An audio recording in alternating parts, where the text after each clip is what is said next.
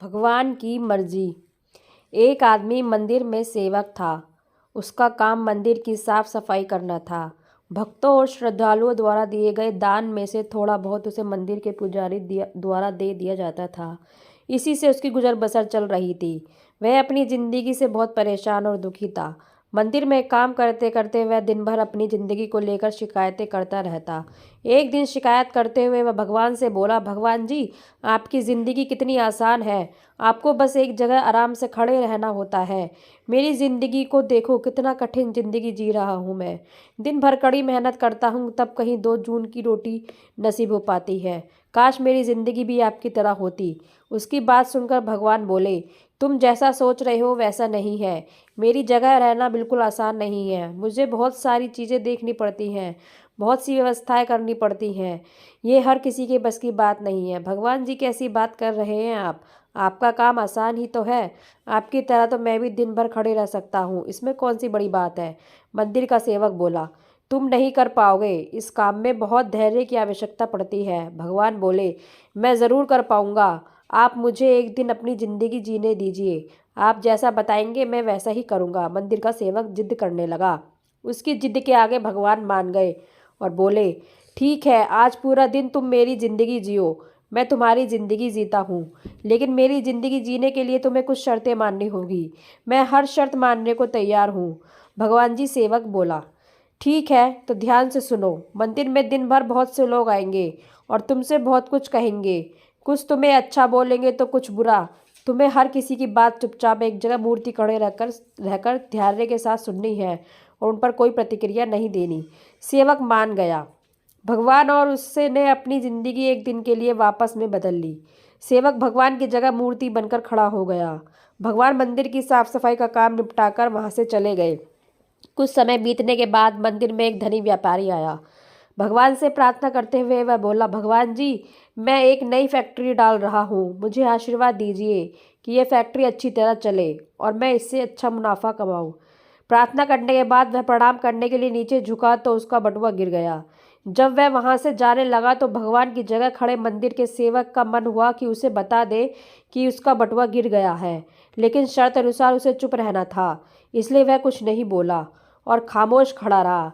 इसके तुरंत बाद एक गरीब आदमी वहां आया और वो भगवान से बोला, भगवान जी, बहुत गरीब मैं जीवन काट रहा हूँ।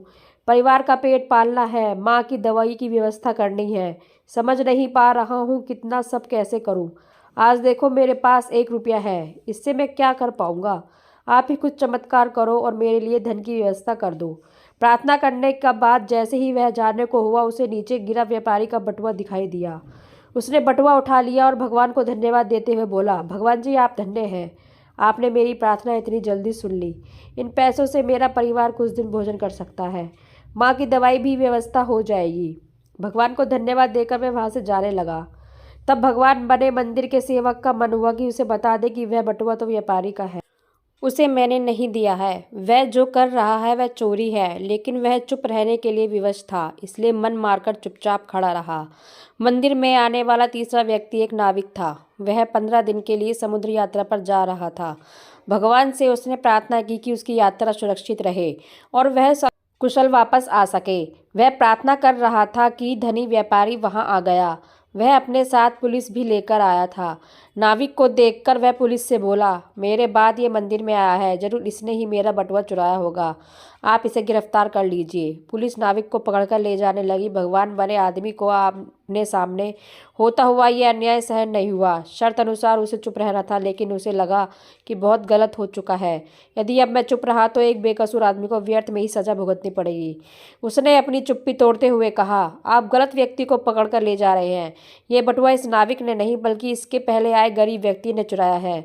मैं भगवान हूँ और मैंने सब देखा है। पुलिस भगवान की बात कैसे नहीं मानती। उनकी बात मानकर उन्होंने नाविक को छोड़ दिया और उस गरीब आदमी को पकड़ लिया जिसने बटुआ लिया था। शाम को जब भगवान वापस आए तो मंदिर के सेवक ने पूरे दिन का वृत्तांत सुनाते हुए उन्हें गर्व के साथ बताया कि आज मैंने एक व्यक्ति के साथ अन्याय होने से रोका है। देखिए आपकी ज़िंदगी जीकर आज मैंने कितना अच्छा काम किया है। उसकी बात सुनकर भगवान बोले, ये तुमने क्या किया? मैंने तुमसे कहा था कि चुपचाप मूर्ति बनकर खड़े रहना, लेकिन वैसा न कर, तुमने मेरी पूरी योजना पर पानी फेर दिया। उस धनी व्यापारी ने बुरे कर्मों के द्वारा इतना धन कमाया है, यदि उसमें से कुछ पैसे गरीब आदमी को मिल जाते तो उसका भला हो जाता और व्यापारी के पाप भी कुछ कम हो जाते। जिस नाविक को तुमने समुद्री यात्रा पर भेज दिया है, अब वह जीवित वापस नहीं आ पाएगा। समुद्र में बहुत बड़ा तूफान आने वाला है। यदि वह कुछ दिन जेल में रहता तो कम से कम बच जाता। सेवक को यह सुनकर एहसास हुआ कि वह तो बस यही पा रहा था जो आंखों के सामने हो रहा था। उन सबके पीछे की वास्तविकता को वह देख नहीं पा रहा था, जबकि भगवान जीवन के हर पहलू पर विचार अपनी योजना बनाते हैं और लोगों के जीवन को चलाते हैं। फ्रेंड्स, अगर ये कहानी अच्छी लगी हो तो लाइक शेयर कमेंट्स करें और चैनल को सब्सक्राइब करें।